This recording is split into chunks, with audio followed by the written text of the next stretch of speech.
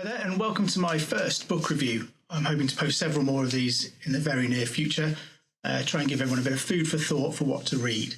I'm going to start off with Nathen Amin's The House of Beaufort. So I really like the cover of Nathen's book. I like the textured grey background that really makes the arms of England in the blue and red pop and stand out for us. I think those arms are important because it gives us a hint what this book is really about.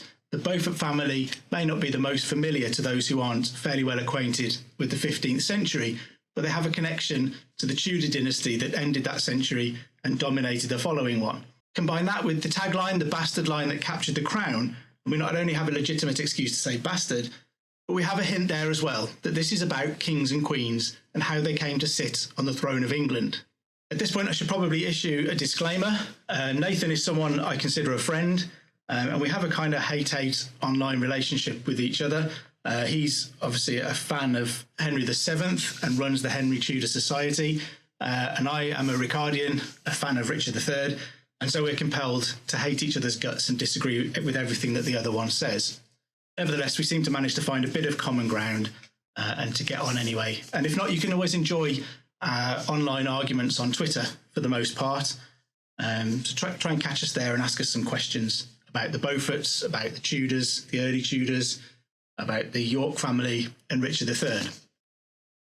So this book is really great, and it starts off by setting the background for the Beaufort family in the relationship between John of Gaunt, the Duke of Lancaster, the third son of King Edward III, and his mistress and later his third wife, Catherine Swynford, who was the mother of the children who would bear the surname Beaufort. They were born illegitimate as part of the affair between John of Gaunt and Catherine Swynford, but were later legitimised by Richard II. And Nathen goes into some really interesting detail about the Act of Parliament that legitimised the Beaufort family. Most people will tell you that the Beauforts were barred from ever claiming the throne by that Act of Parliament. But what Nathen has uncovered and suggested is that that isn't actually true. The Beauforts were legitimised and entitled to inherit anything and everything that came to them as if they had been born legitimate. And it appears that several years later, someone added a handwritten note to that Act of Parliament that claimed to prevent the Beauforts from inheriting the crown. But as Nathen points out, that handwritten addition in the margin never went before Parliament and so never became law. And that would mean that the Beauforts were never actually barred from acceding to the throne of England. An important consideration for their travels through the 15th century, I think, and something very interesting that Nathen uncovered in this book.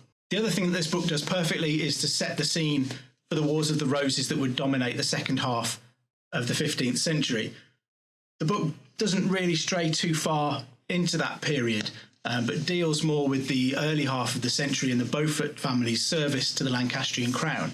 I think this is a real strength in positioning the Beaufort family in the events that would unfurl in perhaps the more famous part of the century in the Wars of the Roses, and it helps to understand where they came from, how they got there, and why they adopted the positions they did during the Wars of the Roses, mainly supporting the Lancastrian family.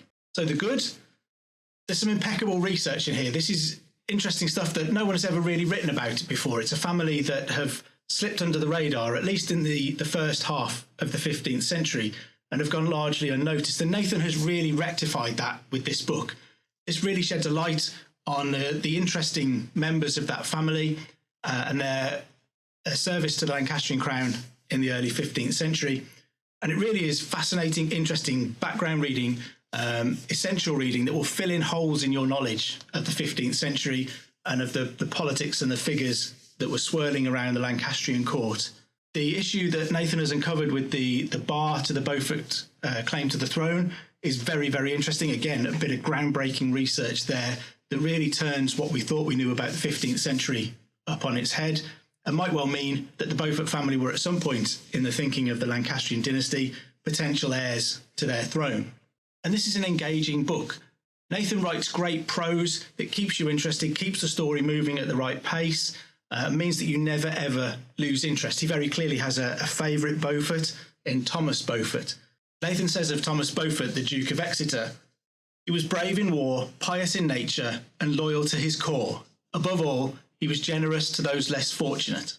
So the bad, I guess I'd have to say that the book ends. You don't really want it to, and it ends as we move into the Wars of the Roses. But I think we can overlook that because, again, it gives you some background that you may well have been missing from previous reading. And I guess the only other bad thing that I have to say about the book is that it's about the Beauforts. I'm a Yorkist. I like Richard, Duke of York, and I like Richard III, and therefore I'm required to hate the Beauforts, and nothing that Nathen can write will ever undo that. So in conclusion, I think the House of Beaufort makes a great addition to anybody's medieval library. It's a great achievement by Nathen, like me, a non-historian, not a trained historian, a man who has driven this research himself in his desire to find out more about this family. And that really comes across. That passion and devotion to the topic really comes through in the book and in the flowing prose that Nathen has written. It's a really great book. I would definitely not hesitate in giving this 5 stars.